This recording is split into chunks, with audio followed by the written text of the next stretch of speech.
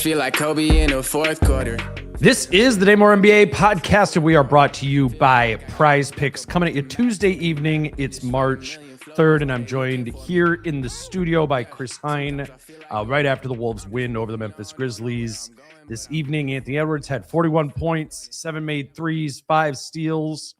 Ayo Dosunmu, I thought, had maybe his best game in a Timberwolves jersey, or was the most Chicago Bulls version of Ayo I think we've seen thus far with him being on the Wolves. That's a good thing. Jaden McDaniels had another big game. Julius Randle got back on track. Kyle Anderson played. We'll talk about all those things from tonight's game, and also about a few things that Chris wrote this week. But Chris, I wanted to let people know before we get started that the two of us will be doing a live show at Treasure Island Resort and Casino on March 15th. It is a noon game against the Oklahoma City Thunder that starts at noon. So we're going to be there at 11. There's a Bloody Mary bar, stuff going on before. We'll be hanging out. I will not be drinking from the Bloody Mary bar. Yeah, well, that's all right. That's not a requirement. But I do think the Bloody, don't quote me on this, I think the Bloody Mary bar is free, like a provided thing for people there. Otherwise, we are in the bar there. There's a bunch of TVs to watch the game. And then after the game will probably end about 2:30, 2:45. Chris and I will go on stage, call it like 2:45 to 3:45. We'll try and talk about what was going on in that game. But as always, when we do these live shows, we like to do live listener questions from the people who are there. So hopefully that's some reward or encouragement to come out and hang out, watch Wolves Thunder, which is going to be fun with Chris and I at Treasure Island, and then stay around afterwards, make a Sunday afternoon out of it. You know, I was thinking this last Sunday for that Denver game, that would have been a fun one to have been watching amongst Wolves fans. So I'll keep reminding you about this over the next couple of weeks. But mark down March 15th. If you can clear your afternoon, come down, watch the Wolves, and listen to Chris and I talk about it afterwards. We hope to see you there. Yeah. All right, Chris. I have those few things to talk about from the game. It was a tanking Memphis Grizzlies team that they played. So I thought tonight was more about the Wolves than it was, about the opponent. Between Ant, Ayo, and Kyle, where do you want to start? Let's start with Kyle. Okay. Talking to him at shoot around today, he said all the things you would maybe expect him to say, which is I don't know what role it's going to be for me. I don't really care what role it's going to be for me. I'm here to do whatever Finch needs, this and that. And I knew that was bull right away, man. I was like, get out of here. That's exactly where I'm leading with this. I'm like, that was obviously really underselling what I think his impact is going to be the rest of the way here and into the playoffs, which is, I think he's locked and loaded into the rotation, like away, firmly, like with a bullet. Yeah. Like, I could even see, I think it's going to be more matchup dependent, and especially with like Bones running hot and cold, maybe a little more often. Sure. Like I could even see him overtaking Bones for like that 8th man role, just based on how just coming out of the gate. Just how many minutes tonight? 16 minutes. Yeah, it feels like in some ways that he's picking up right where he left off. Feels like they had a spot just waiting for him. Yes, yeah, exactly.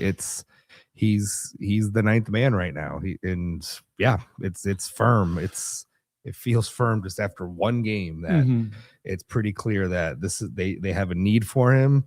Obviously, Finch trusts him, and it's probably at the end of the day, for all that he said, that was the right things to say. Probably why he ended up coming here at the end of the day. I think that's big. Like he was offered by Denver. They really wanted him. We know that Denver team, with how injured it is, like he would have had a real role on that Nuggets team. And so that was part of my thinking of, if he's here, knowing his track record with Finch, like he wouldn't have signed here, I don't think, if he didn't know he was going to play. I think it's a little bit different than the Mike Conley situation. There where his whole family's here, and maybe the Timberwolves aren't still giving him the opportunity that another team could get. But I think with Kyle, for him to come here, he needed some assurances that he was going to have as much opportunity with the Wolves, or close to as much opportunity with the Wolves as he would on any other team. And I it was more than like the Terrence Shannon Jr. or the Jalen Clark sort of role. Correct. There was numerous subs that happened in the time that Kyle Anderson was on the floor, and you're kind of like, oh, is Nas gonna come in for Kyle? No, he's gonna come in for Rudy. Like it was a real stretch in his first game. I'm curious to see over the 5-10 games who it feels like he's playing with most. Today it was a lot of playing the 3 next to Julius and Nas out there. That's where the vast majority of his minutes came from. But we also know that Finch likes to play him with Rudy. Yeah, he shouted that out post game. Yeah, he did. Yeah, to remind us. Yep. So I don't think there's real limitations of who Finch feels comfortable playing with him. You might be like, oh, he can't play in the Rudy minutes because that's 2 non-shooters. Like, I think Finch will push through there. Yeah. Yeah, I think Kyle's for sure going to play. And the question is, what does that impact end up being in reality versus theory? But the player he's going to be on the floor, I think we got a pretty strong hint of what it's going to be. He is going to be a passer. He is going to be a guy who they play offense through a good amount, but with him looking to kind of quarterback and find open teammates, he had the ball in his hands a lot tonight and he didn't shoot a shot. Correct. Yeah. 0 field goal attempts, 2 points, 2 free throws, one rebound, 2 fouls. Obviously 1 game here, but yeah, it's even Ant was saying afterwards, what do you like best about Kyle coming back? And he's like, he gets me good shots. Like first thing out of his mouth was, he gets me good shots. Yep. And so, yeah, that's exactly what it's going to be. We saw Rudy, for those that maybe didn't see it, we asked Rudy, what do you like about Kyle coming here? And he's like, passing the ball. He's going to pass the ball to his teammates. I got to keep it honest. Yeah. He's going to pass the ball to his teammates. And we laugh, but it's true. No. And so, yeah, this is a role that you think back to, okay, they didn't have a Nikhil replacement, right? Coming into this year, and you're trying Terrence, you're trying Jalen Clark, Dillingham, who's going to be quote unquote that Nikhil role? Well, nobody really grabbed it, and so they make a trade for Io to be the de facto Nikhil. And we know that they've kind of had this Kyle Anderson shaped hole in the roster a little bit too for the last 2 years. And so who comes and fills that in? Well, it's Kyle Anderson at the end of the day. Again, that sort of connector. I think defensively, I'm curious to see the impact that he makes on that end of the floor, because I think when they were at their best 2 years ago with that defense, he played a big part in that. He didn't have a great year offensively that year, obviously with the eye injury, but I really feel like, and we talked about this a lot coming into this year, the loss of defensive personnel from that team 2 years ago maybe contributed to some of the struggles that they had this season. And Kyle Anderson was one of those guys that they lost, who was a quote unquote plus defender, or at least is good in this team concept, gives you the versatility of guarding on the perimeter. Was undoubtedly a defensive plus when he was here. He was here for the 2 Timberwolves seasons in a major way. Yes. And they didn't have that, and they couldn't replace it. And now he's back. And so, yeah, if you're missing that, if he helps make your defense elite again, he's going to play. He's going to play a lot. And yeah, 1 game, and he already got almost 2 minutes more than Bones did tonight. So I think the way it has ended up working out, if you take last season's team to this season's team, Dante DiVincenzo became Mike Conley. Io DeSumo became Dante DiVincenzo, right? And now, now there's the Nikhil Alexander Walker hole. Because it's not. I think Io is Dante. And Io is last year's Dante. Okay, yes. I'm trying to follow all this. Okay. Yep. And now there's we need a whiteboard. And now there's a Nikhil space. There's a Nikhil space. No, I think, and that's Bones and Kyle. Like those guys were playing Nas, Dante, and Nikhil or playing all the bench minutes. Like that 8th man spot is a lot, for this team when it's working at full strength. And I don't know. I think it makes sense. We're not in a situation where it's like, oh, Kyle's coming in and he's taking away from this player who it's going to hurt to take away from. I mean, functionally of late, Terrence Shannon Jr. has kind of been the 9th man. So Kyle takes that, and then I think he's going to take maybe 10 more minutes. It helped tonight that Rudy got in foul trouble. I think that created an easy runway for Kyle. Rudy ended up playing 26 and a half minutes tonight. So very easy to just take Rudy's extra minutes that he was in foul trouble, give them to Kyle, and call it a night. So I guess kind of we'll see on nights where Rudy's not in foul trouble, where do those minutes come from, if at all? Nas plays 23 tonight. Io was 28 and a half. Bones at 12. So who gets a couple minutes? If Kyle's going to play 12 to 15, if that's the role, then who's getting? Dude, if it was the role in the first game, I mean, right, it could be more. Right, it could be closer to 20. I mean, I think it's a safe 12 to 15. At least tonight indicated that. Right. So it'll be I'm curious to see where it comes from. If assuming everybody's not in foul trouble, everybody's healthy.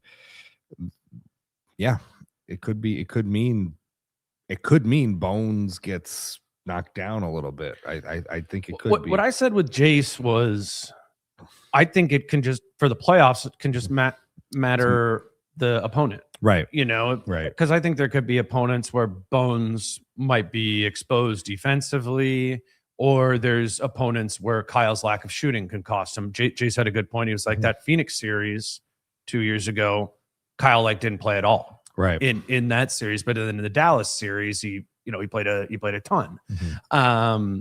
So I think that role will be dependent. I don't think come playoffs that 9 guys will play. That doesn't really happen. But for the regular season, I think Bones will still get his role. He's been a huge part of the Wolves' pace, which I want to talk about here in a little bit. But I think come playoff time, they can pick and choose between Kyle and Bones. But for now, this is a good 7, 8, 9.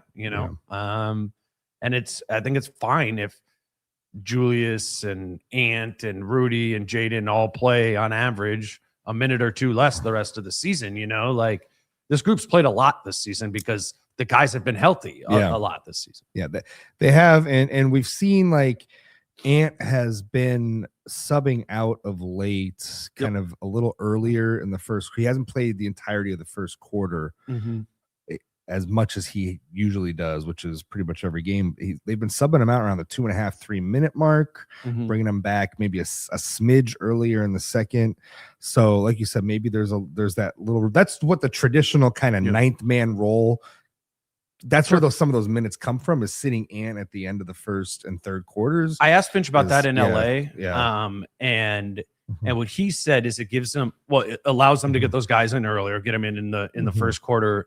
It allows him to kind of like scale Ant's role, he said, or like minutes that he plays in a night. He goes, and scale it down if they need to as well, where Ant can sub out with 9 minutes into the first quarter, 9 minutes into the third quarter, and you could wait longer that way if you want Ant to play 32 minutes in a game rather than 38, right? He's like, we can extend, that allows us to extend out the time of Ant's rest. But he goes, it also, if we need him, it allows us to bring him back earlier in the second quarter.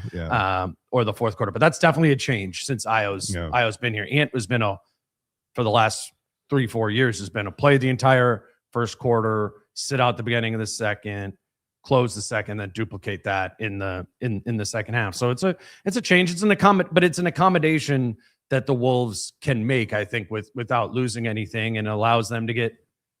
I mean, I think it's important for both Io and Nas to feel like they are related to the starting lineup. You know what I'm saying? Yeah. And I think Ant adjusting in that way does that a little bit. I think so too. I think your point about making sure Bones has this role, especially with the pace and the kind of like some of the chemistry he and Io seem to have developed early on here. It's really important for how this team wants to play. So don't discount that moving forward here. I think that's really important. Your point about Io, I think he looked like the most complete version of himself on both ends of the floor. I thought tonight he was pushing the pace. He was playing pretty good defense all around. 4 assists, 14 points, and I think he ended up as a -4. And I know there's been some consternation about his off-on numbers and this and that, but watching that game tonight, he was the best. He was the best part of some of the minutes where they were struggling tonight. That to me was the difference. Those some of those minutes where Memphis kind of kept the lead, like 8, 10, 11, 12 points in that first half. Io was doing things out there when, Nas was going 1 for 8. Yep. And so to me, you look at the box score, you see a -4 for Io tonight, but that was not indicative of the game he played. I thought he played a really solid all-around game and was the bright spot in some of those lower moments of the game tonight. I agree completely. I thought it was the most Io DeSumo looked like Chicago Bulls version of Io DeSumo that I'm watching him have, like, attack the basket, those straight line drives in tonight's game. I go, okay, there it is. That's the guy when I watch film of him after they traded for him, like, that's the player that I was seeing in Chicago. Yep. And I mean, I've had the consternation about the plus minus, but in reality, up to tonight, or in honesty, I hadn't really liked what I saw out of Io. Yeah. I mean, and understanding that it was probably had to do with, coming into a new system, all those sort of things. But I was getting to the point where I was like, I don't know if this is going to give them the bump for this season that I thought it was going to give them. And I think the reality of the situation is they traded for the player who looks like the guy who played tonight. Yeah. And that player makes a difference on this team and is the bump I think that they were expecting to get or needing to get. I think he's navigating a very different system. I mean, especially on offense. I talked to him in LA for a while. I think that you go from playing 5 out for years in Chicago to now Rudy's by the basket. He talked to me about it. He was like, yeah, that's different. And I'm trying to figure that out. I do think a spread floor thing is better for Io, a faster group, and perimeter oriented, so he can attack off the bounce. But he also strikes me as the type of guy who's going to kind of figure out whatever the role is, and I think as these 9 games he's played have sort of proven that it's been like a little piece here, there, and then tonight he looked like the player in Chicago. Yeah. And that's what this team needs. And he was saying post game too, talking a little bit, especially on the defensive end of the floor, that's still a work in progress for him. Learn how to play alongside, Rudy, trying to be a little more aggressive, having ball contained, and when I heard him, he actually used the example, and I think Wolves fans will appreciate this, of guarding Jamal Murray. Yeah. And like talking about the ceiling of this team. It's like, well, Jaden can defend Jamal Murray, for instance, one way, and then we could switch off of him and I could guard him another way. And I was thinking to myself, that's like what Nikhil so maybe do. my whole whiteboard got ruined there. Sounds a lot like what Nikhil was doing. Like it sounds a lot like Nikhil. Yes. Yeah. And I think he can, I think he can. He's like the off-speed pitch, I do think, for a point of attack defender. He's not Jaden's level. Like he's not a 10 out of 10. He's not a 9 out of 10 there, but I also think that's what Io is he's in 7 out of 10 on both sides of the floor, and that is valuable. He's not elite on either side, but that a 7 out of 10 on both sides is a role player. That's a really good seventh man. That's a really good seventh man. On a playoff team too. And when you combine it now with a guy like Kyle Anderson, who gives you another option to switch, can help direct things, can be a versatile body, can be somebody who puts you in the right place on offense, who can make the right decisions, help get you going when you maybe haven't touched the ball in a while. I thought it was one of the things I noticed about Kyle's game tonight. Dante only had like one shot early, and in one of Kyle's early shifts, he made sure Dante like got like an open three. Like he gave him the ball, set a quick screen for him, and then Dante kind of flared behind and took the three behind Kyle. And then one of the things that we always see Kyle doing too is he was like directing traffic. He was out there directing traffic again tonight. Like it's like he never left. They need that too. They need that too. This team sorely needs that in some instances, especially when you saw how they started the game tonight, which was just a lot of Ant ISO, and that was their only offense for a good 5-6 minutes tonight.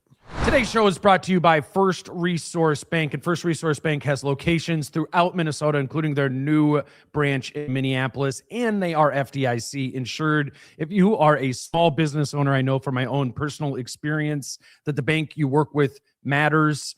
Community banks like FRB can do more to help those with small business dreams. If you go into the banks there, they have the hometown feel at all the branches. There's no rigmarole like you deal with at the bigger name banks. Again, like I mentioned, they are FDIC insured, and they're doing a lot of good, pumping money into philanthropic endeavors all across the state of Minnesota. And their owner, Tim Siegley, is a big Timberwolves fan. So we would love it if you checked out our friends over at First Resource Bank. Today's show is also brought to you by Prize Picks. Let's do a daily fantasy lineup for Wednesday's set of games. I was looking at it, and the Knicks play the Thunder. Give me Shai Gilgeous-Alexander to have more than 41.5 points plus rebounds plus assists in that game. I think SGA is going to do more than that against the Knicks pick and roll defense. And then Karl-Anthony Towns' number is set at 30.5 points plus rebounds plus assists. Playing the Thunder, I'm going to say give me less than that in that game. We also have Celtics Hornets tomorrow. And just if you're going to be watching the NBA on a given night, make a daily fantasy lineup over at Prize Picks. You can do it for as little as $5. Doesn't need to break the bank. And you can now also pick against the spread over at Prize Picks too. You know the deal. There's always something going on at Prize Picks. Now there is a lot more that you can do, even in the state of Minnesota, with the ability to bet on futures and point spreads over on the teams tab. If you do not yet have a Prize Picks account, you know the deal. All you have to do is use the promo code Dane when you sign up, and you'll receive $50 in lineups when you play your first $5 lineup. That's prizepicks.com or the Prize Picks app using promo code Dane. You know what I noticed too is he really listens to Rudy on defense, like on the back line. And he like, I was watching a lot of Focus on Kyle a lot tonight when he was out there. And he's turning to Rudy and like asking like, where am I? Where's it coming from? Like the communication happens between the two of them defensively in ways that I don't think Rudy and the others necessarily. One, Jaden doesn't talk, but like, you know, it just, I think back to that team from a couple years ago, and it was a connected team defensively, and you connect by knowing where your teammates are going to be. But if you don't know where your teammates are going to be, you communicate with them to know where your teammates are going to be. I think when you brought up the defense, my guess would be when we look at the numbers 15 games from now, we see that the impact that Kyle has had shows up on the defensive side of the floor. I think that's 100% true. We talk often about, the string, pulling the string, and everybody's got to move in the same. Kyle was a big part of that string.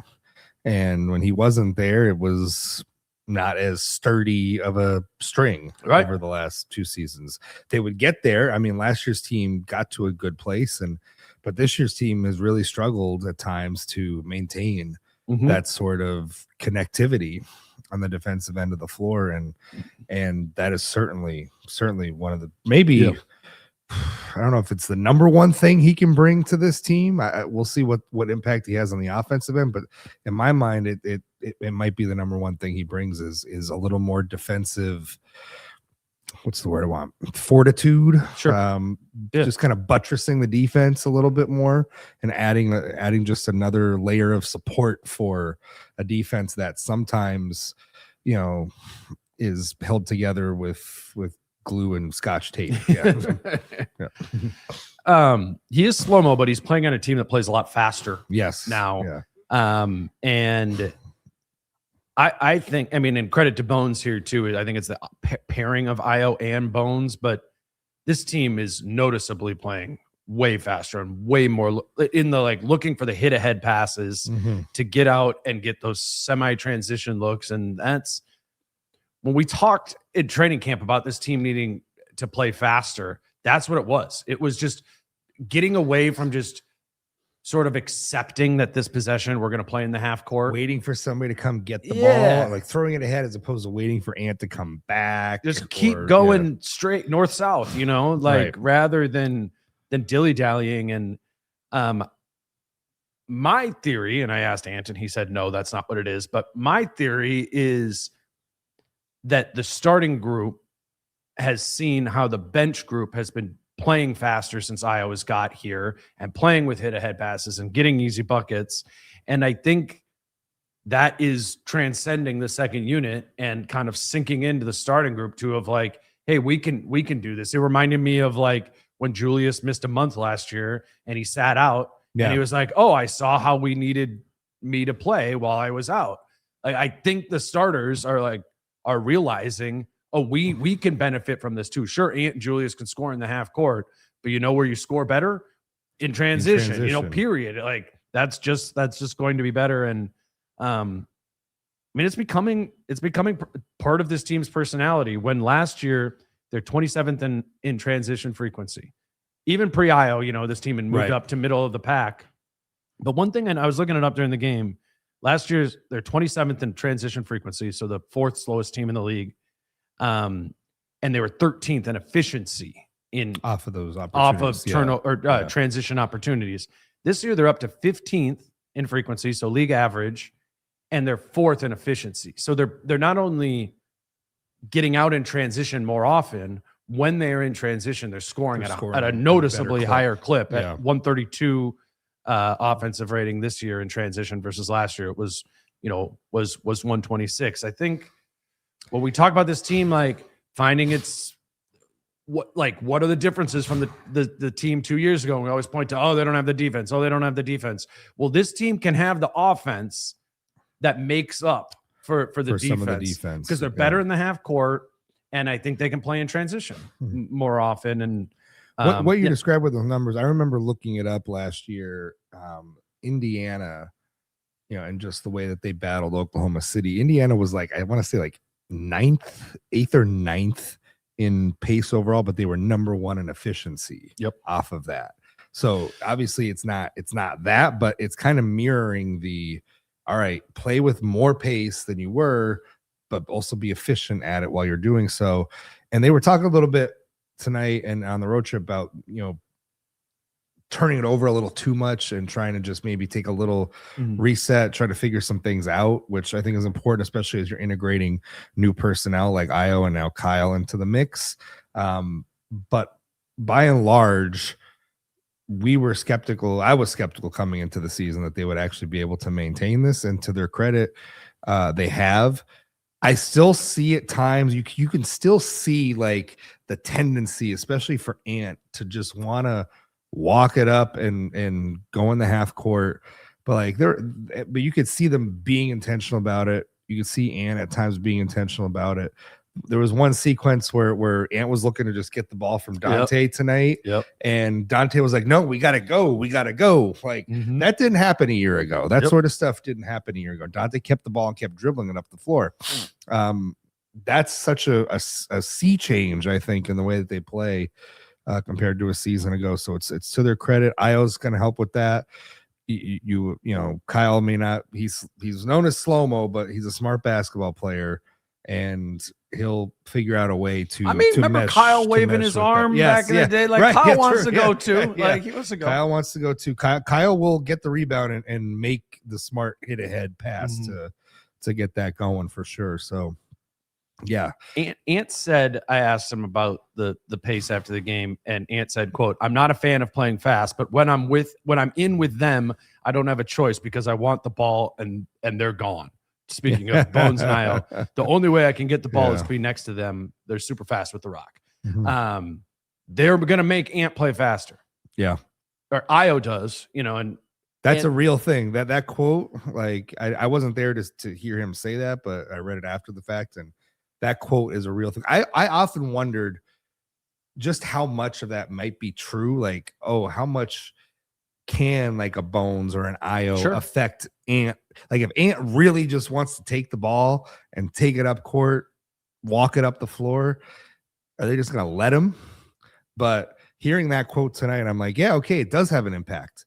Seeing these guys run the floor is going to make him run the floor, whether he wants to or not. If he wants the ball, like you said, like and he does, and he could be a force in transition. That's what's so like that's what's so like mystifying about his reluctance when you hear a quote, I'm not a fan of playing fast. It's like, you're built for it though. Yeah. You won't face double teams in transition. You have open space to space and take threes. You could get to the rim without maybe a big guy being there. The you being in transition has so many opportunities and fits so well with how you want to play and how you want to get shots. Why don't you like playing fast? I hear you, man. It could be so good for you. And I wonder if that's what goes through the coaching staff or Finch's head or anybody's when they say he doesn't want to play fast. It's like, you don't have to make the game hard on yourself. It doesn't have to be navigating double teams and big guys at the rim and rim protect. Like, it doesn't have to always be that way. Like, you can get yours in transition. You wrote about this a little bit after the Clippers game when him and Finch went out. I want to talk about that relationship there. But a big thing that like came out, surrounding Ant making that shot at the end of the Clippers game was him talking about his belief, right? Like at end of games, Ant in his mind thinks he's going to make every shot, and it damn near at the end of games doing that this season for sure. But I think that's related to the transition stuff because in his mind he goes, well, if we walk it up, I can score here. I'm going to have the ball. Well, and he goes, but I'm going to score here. Like that's just the way Ant is wired. Like if it's in the half court, I'm going to score. If we run, I'm going to score. And it's not like he's not deducing the numbers of like my average points per possession in transition versus that. I mean, the beauty of Ant is his belief that he could score in every situation, every single time. He thinks every shot he's going to take has 100% chance of going in. But I think that catches him in the transition sort of thing where he's like, we don't have to run because we can just walk it up and then I can shoot. And then I can still score anyway. And it's still a shot. And all shots by me are created, I'm being a little sarcastic there, but I think there's something to it there. So to me, that does make it incumbent upon the others to influence him to play faster because they know that it will be on average better if Ant is taking shots in all the situations that you described. It just would be better. It's just for all the efficiencies that Ant has found and improved in his game, like literal one of taking more threes, getting to his spots in the mid-range, being better at the rim. Like he's gotten more efficient in all of these ways. And that is the one that I think is like his transition and getting like 8 to 10 easy points a night. Well, this is also the Anthony Edwards experience in a way, because it takes, I mean, the clutch shooting this year and the clutch offense is like the prime example of this year, where it's like he's got to fail at it a little bit and he's got to touch the stove a little bit. You tell him, right? He's got to do that over and over and over again until it finally maybe sets in his head that, oh, if I get double teamed and I do this, it's good for us and it could be good for me in the long run. Oh, in late game situations, I shouldn't just be taking hero ball threes. I could be doing X, Y, and Z and getting better shots. How long did it take for these things to set in for him? He's a very gradual, almost stubborn in some ways, right? But they do all take. But they eventually have. Right. They have all taken. And to his credit, they all eventually take. It all sinks in at one point or another in his career, and he gets better. And that's why we've seen him gradually get better and make a leap every year of his career, because eventually he learns and he adjusts. He's great he's great at adjusting and adding things to his game. It's I think such an underrated part of his development is every year he makes significant improvements, tangible improvements in different parts of his game. It just doesn't all come at once. Yeah. And so maybe this is the next fault line or the next frontier, the transition. The effort on defense is another one, like trying to bring the effort every night on the defensive end of the floor. I think these are kind of the two next fault lines in his development that maybe doesn't quite set in this year, but maybe in future years or next season it does.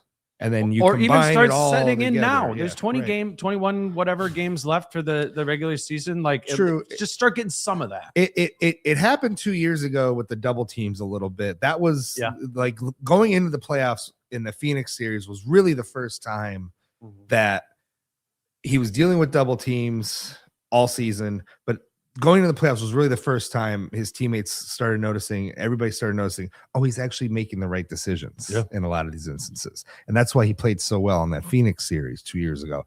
That's when it did click in. So it does have the capacity to get better and to learn these things on the fly. And even last year, clutch offense in the Lakers series was actually pretty good. Yeah. That games 3 and 4 do not get won if he doesn't play well down the stretch in those games. So it can happen, and it can happen in the playoffs. We'll see if it takes, if those lessons take this year. But having Io, having Bones, having these guys who are going to get out and run the floor, just having them force him to get up the floor if he wants to get the ball and score. Could be huge. Now I wonder what happens like late game situations. Does it then become, hey, Io, give me the ball and I'm gonna dribble probably, and the up game does just naturally kind of slow down. Yeah. And at that time, I mean, Dante said numerous times this year of like, we know the way we want to play for the first 43 minutes of the game, sharing and moving the ball, and then the last 5 minutes is ants, and so I do like some of that is just kind of the plan, right? And they still want him to be making good and smart plays, and if there's two getting off of it. But yeah, I think he's earned the end of games. He's earned the end of games, and the numbers to play how he wants to play. He's Anthony Edwards. Yep. I think what we're talking about is pick up this easy money in the second quarter and the third quarter, right? Like it's sitting there for you to take. And I think with faster personnel around him now, I think he will. Like I do think this will be one of those things that becomes more of a habit, and with that, once a good thing becomes a habit, he profits off of it. And just want to note that I think that's starting to come. Today's show is brought to you by Quince, Quince, and Quince is a clothing line that puts out everyday clothes that last. They sent me a quarter zip jacket, and it was one of those items of clothing where you kind of pick it up and you feel the quality when you hold it. There's like a weight to it. It feels like it's made out of premium materials, and that's because it is. That's what Quince does best. Premium materials, thoughtful design, and everyday staples that feel easy to wear and easy to rely on, even as the weather shifts. Quince has the everyday essentials with quality that lasts. Organic cotton sweaters, polos for every occasion, lighter jackets that keep you warm in changing seasons. The list goes on. And Quince is a company that works directly with top factories, so they cut out the middleman, so you're not paying for that brand markup, just quality clothing. Refresh your wardrobe with Quince. Go to quince.com/DaneMoore for free shipping on your order and 365-day returns. Now available in Canada too. That's QUINCE.com/DaneMoore. Free shipping and 365-day returns. Quince.com/DaneMoore. But let's stick on Ant. I wanted to ask you about what you wrote about the Finch and Edwards relationship. The last line in your story was Edwards and Finch have been here previously, talking about their little interaction they had in LA. This time it was just on camera for everyone to see.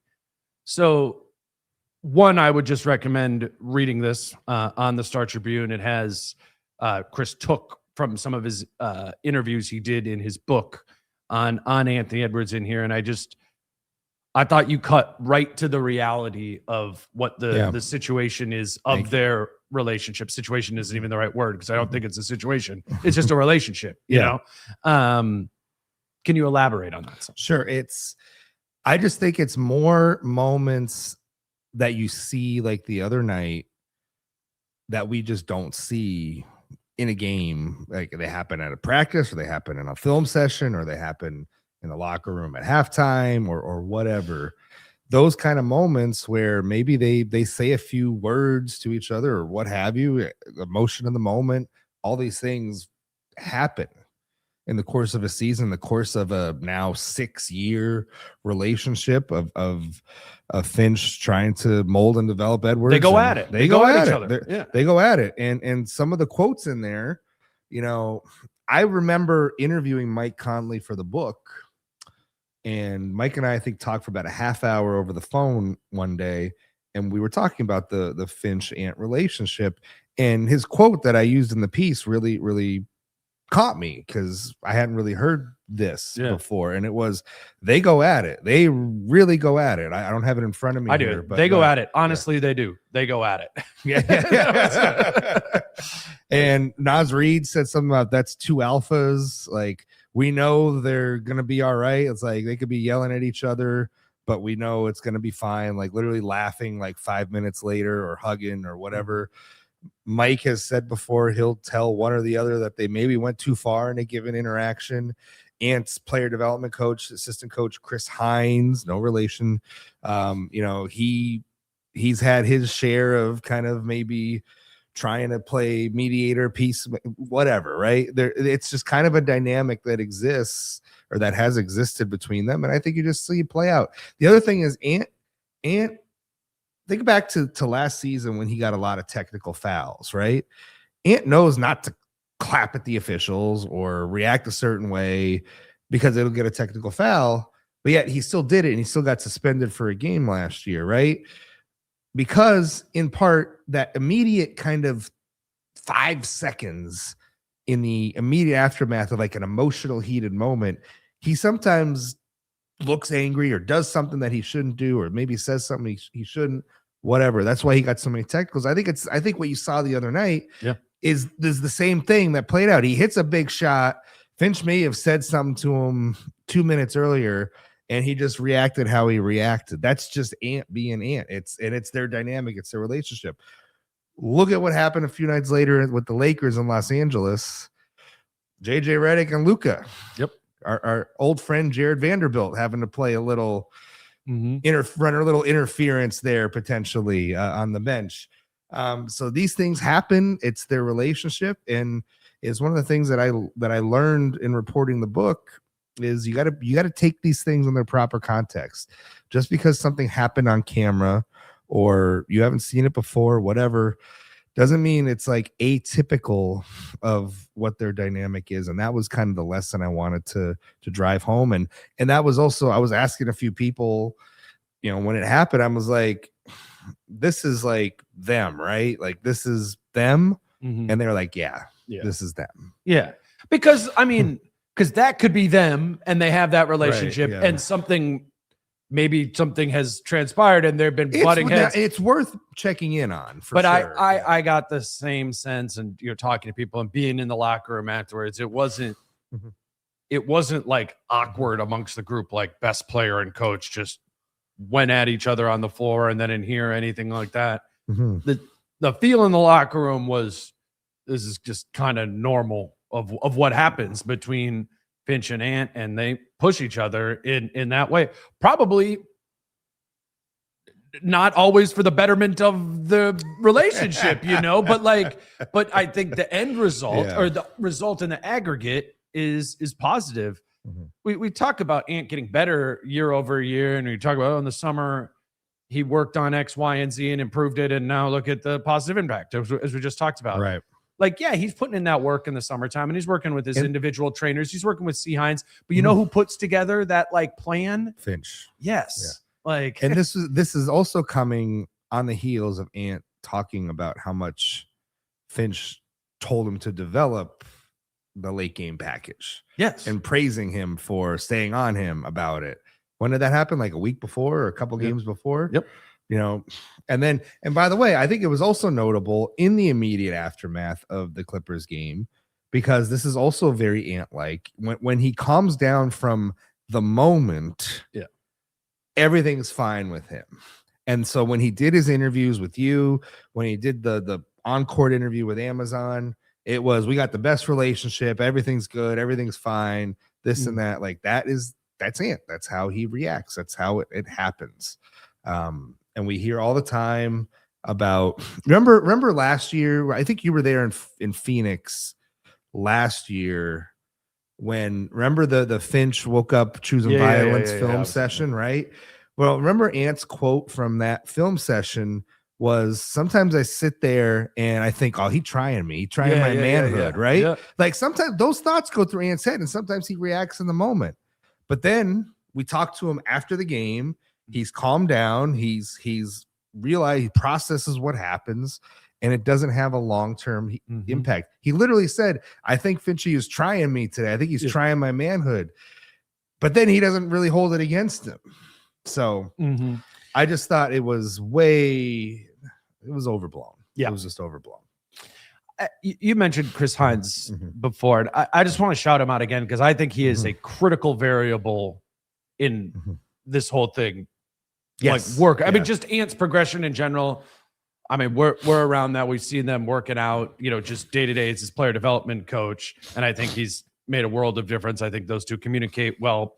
But specifically in this instance, I think that like Finch can't always be the one like coaching Ant, and as you said, he plays mediator or whatever. I love the quote in here where Chris Hines says, I'm in the middle, like always the string holding it together.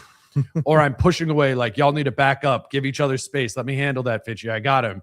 I get to see this tug of war, and it's the funniest tug of war that I've ever seen. And that matters. Like if you didn't have that mediator in there, maybe those two are more hot. But it's in the funniest tug of war that is the relationship between Chris Finch and Anthony Edwards. I do think they have the staff and the personnel around that always keeps it between the lines, and there's been film sessions they've gone at each other, but like you wrote, this was on TV. It's Finch wants to coach Ant the way that like Greg Popovich used to coach the Spurs, right?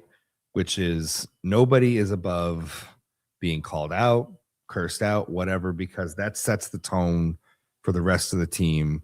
And Ant, one of Ant's, again, I think this is a credit to Ant, is he has always been accepting of the hard coaching. You may see a moment like that on the sideline in Los Angeles, but overall, in the aggregate, he is accepting of the responsibility, accepting of the hard coaching, accepting of being on film. And it's kind of always been who he is. He's always had hard coaching dating back to his youth football days, right? But he's never been one to be like, man, F this. Like, I don't need this, or I don't need to be talked to like this. He's always accepted it. And it helps to set a tone for the rest of the team at the end of the day that, well, if Finchy can call out Ant in a film session and Ant sits there and takes it, then everybody else has to take it. Nobody else can complain or be upset when he's holding Ant to the highest of standards. And I think that's been explained to Ant. Yeah. And that's it feels like you're trying my manhood, but this is all part of a bigger thing that is good for me, Anthony Edwards, and is good for the group. Just from our perspective, I think I speak on both of our behalves. It's very clear to me that those two have a good and unique relationship. Sure. I think it's different than any other the players I've covered, coach player relationship, but I think they've brought a lot out of each other. And then you see moments like after the All-Star game too, where Finch is on the phone with them and Ant can't wait to talk to him and this and that, and like, there's that too. Those moments happen as well. Yes, they do. Should be said. Yeah. Last thing, you wrote about Nas for the newsletter. Kind of a late season 6th man of the year push. And when I've been talking about, Nas this season in general, it has felt too up and down. Yeah. It has felt too up and down, and tonight was a down game. He did not play well today. It is interesting though, in the aggregate, like over the course of the season, Nas is putting up 6th man of the year numbers. But while I was reading your newsletter on it, I was thinking what needs to happen is the standard deviation can't be this much. It can't be this one time, this really high level, really low level, and particularly come playoffs where Nas has been volatile in his production in the playoffs.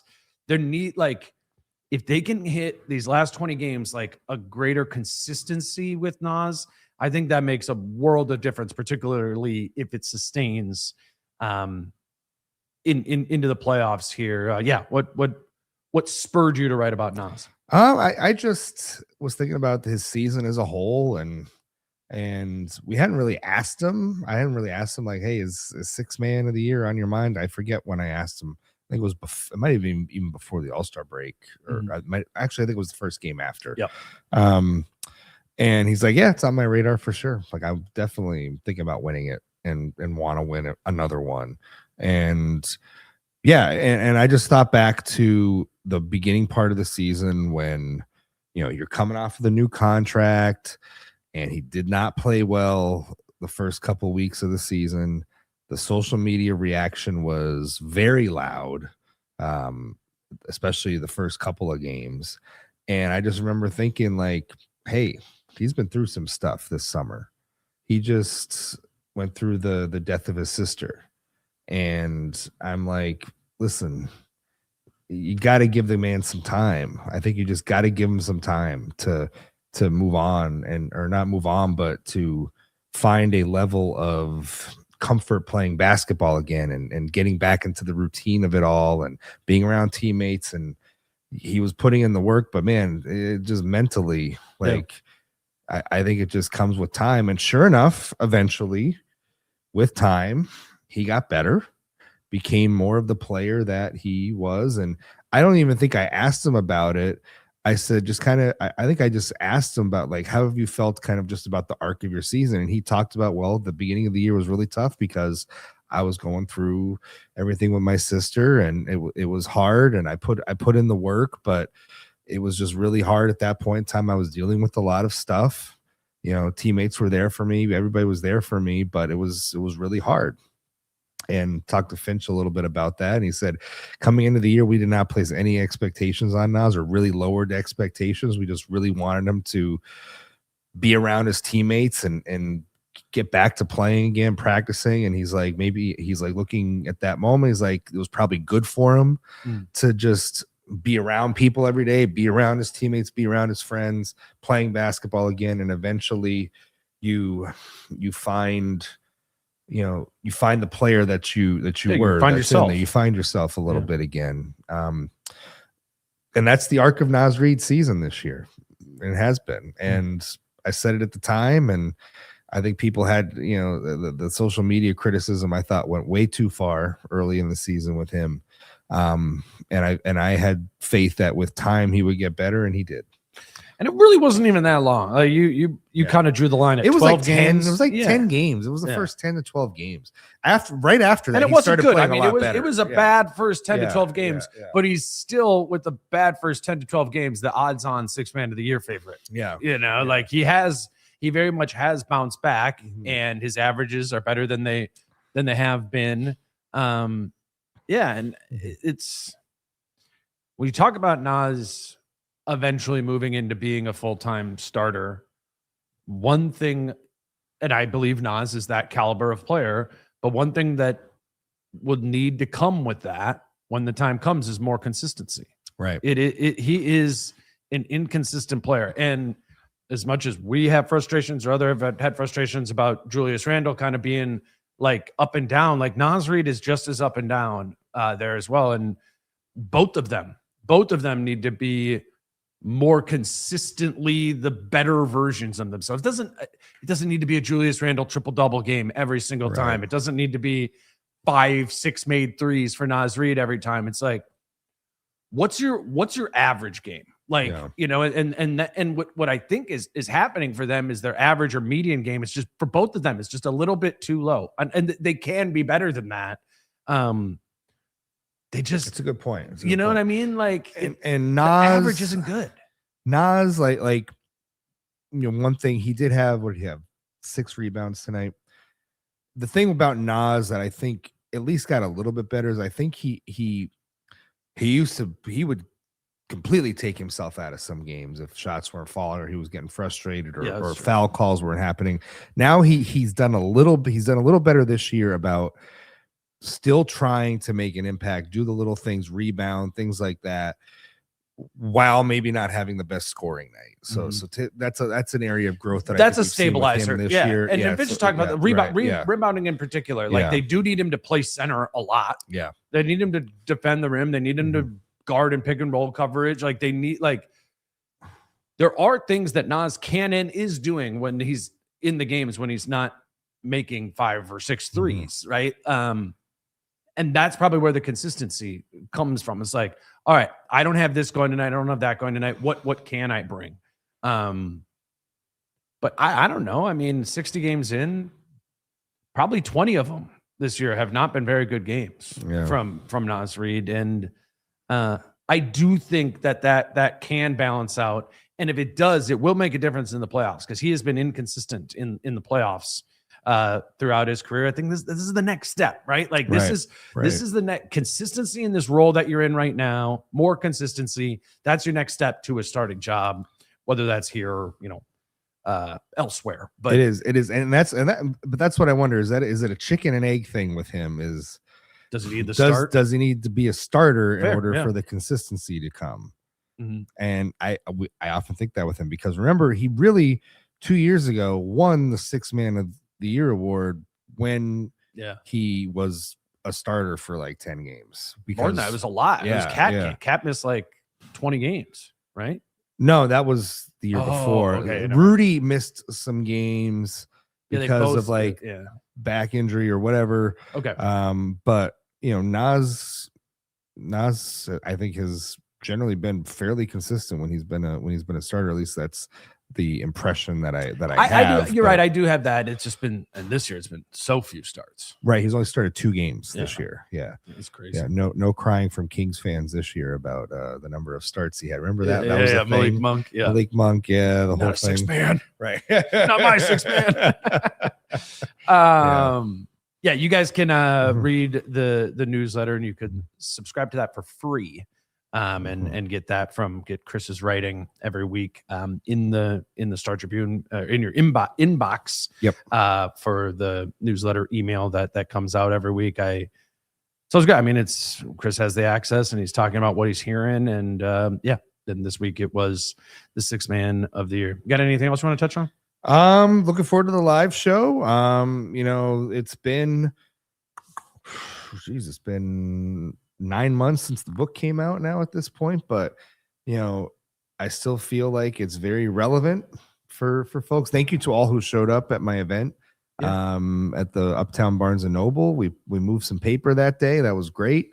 Thank you all for coming out. But yeah, when it comes to, you know, kind of the team dynamics and Ant's relationship with Finch and just his backstory, I still feel like, you know, those quotes were from the book. A lot of the stuff is very relevant to what's happening now and the player that Ant is becoming. So if you haven't gotten it yet, go grab it and check it out. And when stuff is going crazy online, you know, I tweeted out your article, and I said what I said, whereas like the whole tsunami of social media came in to tell us all about how terrible this was Finch's relationship was. And I read your article. I'm like, oh yeah, that's what it is. Like that's the very likely truth is out here and exists. Yeah, I don't know. Like listen to people as much as you can if you're looking for the truth, who are like experts on the subject matter.